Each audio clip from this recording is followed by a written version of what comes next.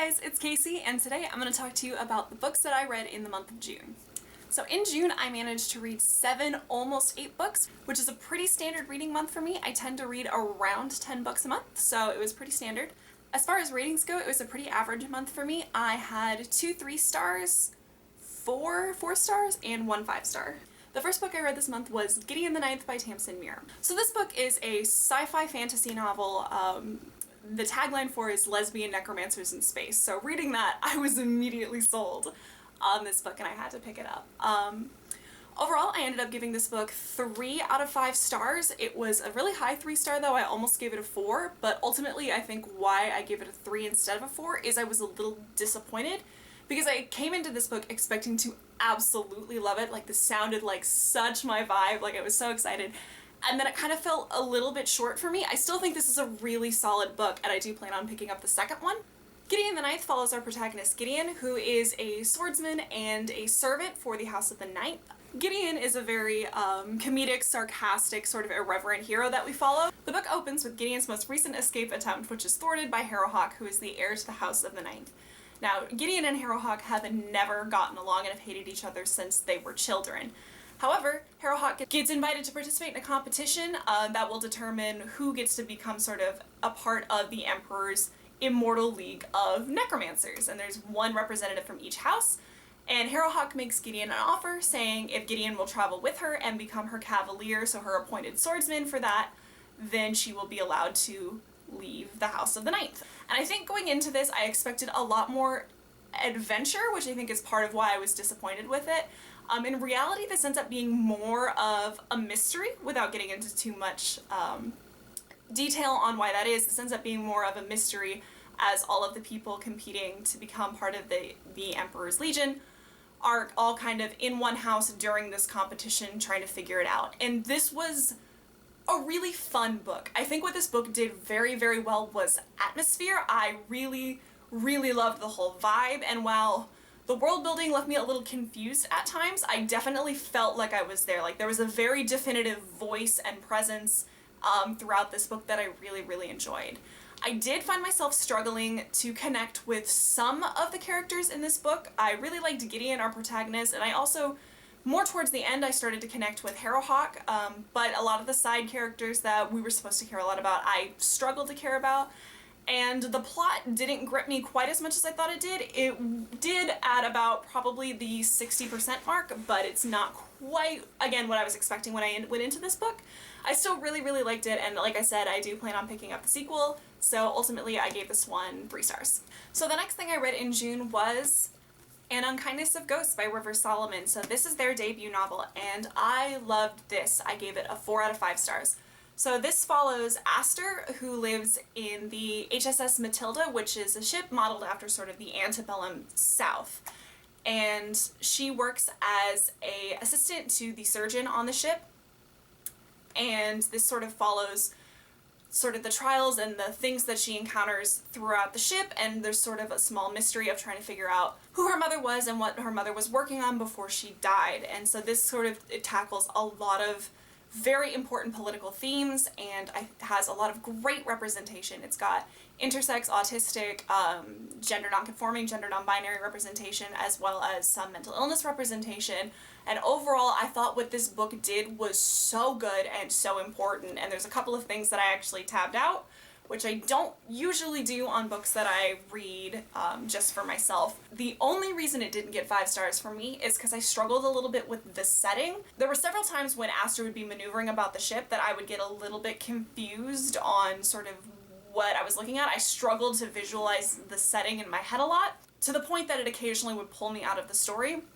I also felt like the pacing was a little bit strange. I really liked the beginning as we were sort of leading up to everything, and then the end felt a little bit rushed and I got a little bit lost at times, but overall I really enjoyed this book. I will definitely be picking up more work by them again in the future, and I highly recommend this book. The next couple of books I read this month I read on audiobook. So the first thing I read was Good Omens by Neil Gaiman and Terry Pratchett. This is a book that I'd started before in the past, but I never managed to finish.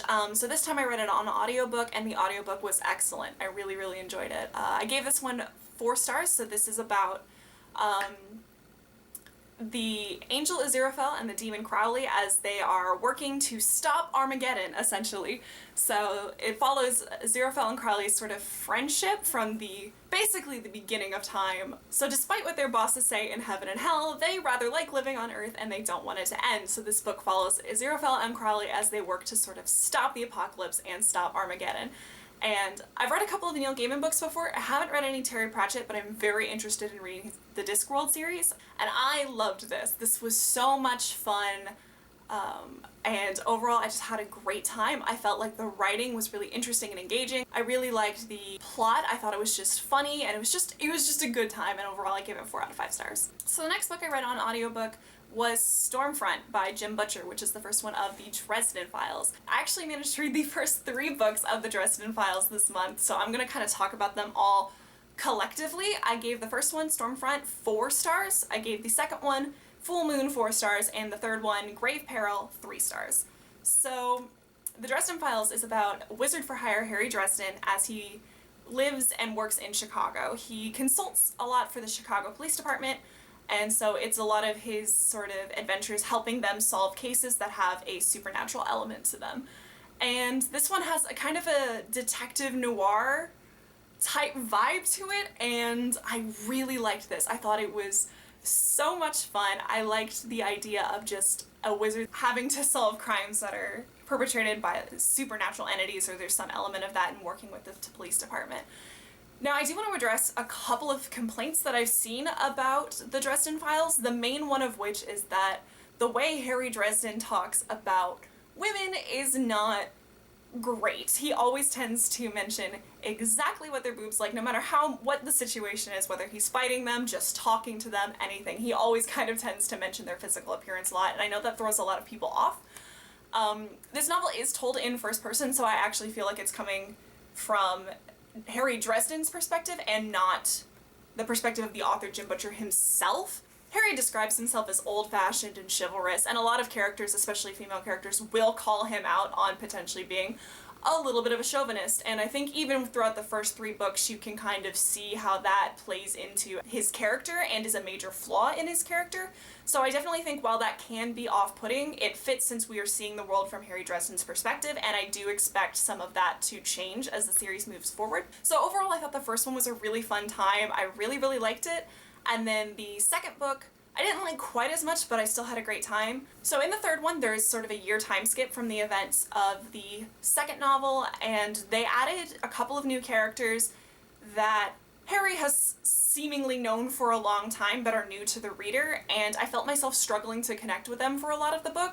By the end, I ended up really liking them, and I think they're interesting additions to the series, but at first I kept looking to see if I had missed something or if this was actually the 4th book. Like, it was very disjointed for me for a little bit, and I think that took away from my overall enjoyment, but I am still planning to continue on with the series, and I thought it was really, really enjoyable. And then moving on to my 5-star book for this month, it was Assassin's Apprentice by Robin Hobbs. So this is a high fantasy story that follows Fitz, who is the bastard son of the prince who would be king, Prince Chivalry. One day, Fitz is dropped off at the palace, and the man who drops him off there says that he is Chivalry's bastard son, and he doesn't want anything to do with him anymore. So Fitz is sort of raised by the royal family because they want to keep the bastard near, because he has enough royal lineage to become a problem. So they want to use him, and they train him to be an assassin. But when he's dropped off, Prince Chivalry abdicates the throne in shame and moves out to the countryside. So now Fitz is growing up around sort of his relatives that he's never known and being trained to become an assassin. Now, this is a very slow-moving political fantasy, and I really, really enjoyed it. I, at first, struggled to get through the beginning of it because it was so slow and I wasn't invested, but once it hit about the 40% mark, I cared so much about the characters. It was so easy to get through the rest of it. While it is a very slow-moving fantasy, I really, really enjoyed it.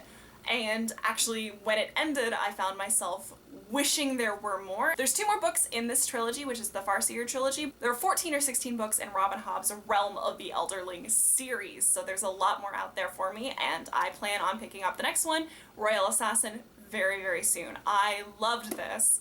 5 out of 5 stars. Okay, so the last book I'm going to talk about is The one I did not quite manage to finish in the month of June, but I do want to talk about because I don't want to carry this whole thing over with me to July.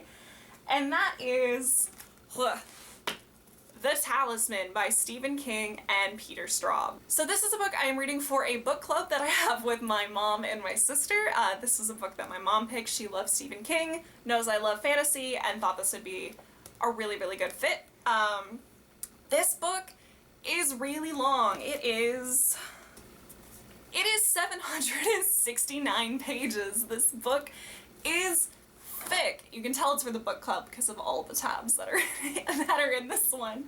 But this book is thick, and while I'm not normally scared off by big books, this one has been a little bit of a slog to get through. I'm not going to talk too much about it because, again, I haven't finished the book, so I don't have my final thoughts. I have like 200 to 250 pages left. I'm almost done. But I think this one is probably going to fall in the 2 to 3 star range, depending on how the ending goes. And I'll talk about this more in my July wrap-up, briefly, because I'm done with this one. So, I hope you enjoyed today's video. If you did, I've got a link to my Goodreads in the description if you want to follow me there, and I will see you next time.